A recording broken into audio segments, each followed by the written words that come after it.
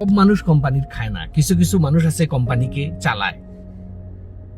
কোম্পানিতে এমন দু চারটা স্টাফ আপনি পাবেন যারা পাঞ্চ করে আসেও না, পাঞ্চ করে যায়ও না, কারণ তাদের কাছে টাইম ইম্পর্টেন্ট না। কোম্পানির 8 ঘন্টা ডিউটি হলে তারা 10-12 ঘন্টা অনায়াসে করে। এমন না যে কেউ বাই ফোর্স করে তাদেরকে করাইতেছে না।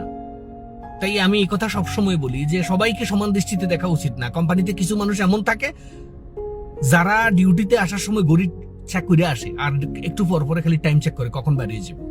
তাদের মস্তিষ্কের মধ্যেও তাদের ডিউটি, অফিস, তাদের কোম্পানি এটা হলো এক ধরনের আজাবের মতো, ওয়াশরুমের মতো। যত দ্রুত ঢুকবো কত তাড়াতাড়ি বেরিয়ে যাওয়া যায়। আর কিছু শ্রেণীর মানুষ আছে যাদের কাছে রাত দিন নাই, কটায় ডিউটিতে আসছে, কটায় যাচ্ছে, তাদের সেই টাইম যে কখন যায় তারা সেটা টেরই পায় না, কারণ তারা নিজের জান লাগাই দেয় ডিউটির মধ্যে, কাজের মধ্যে। এখন কোশ্চেনটা আপনি নিজেরে করেন, আপনি কি কোম্পানির খান না কোম্পানি আপনারা দিয়ে চলে?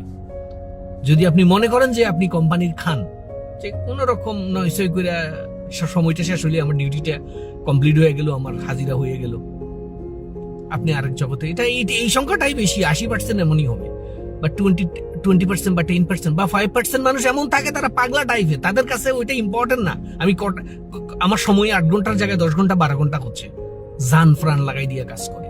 5,000 টাকা তারা স্যালারি ফাইলে কোম্পানির জন্য 50,000 দিরহামের কাজ করে তারা। তাই সবাইকে সমান দৃষ্টিতে দেখা উচিত না। কোম্পানির জন্য কিছু মানুষ আছে যাদের হৃদয় থেকে কোম্পানিকে ডেভেলপ করার জন্য জান প্রাণ লাগে। হ্যাঁ, দ্যাটস দ্য রিয়ালিটি।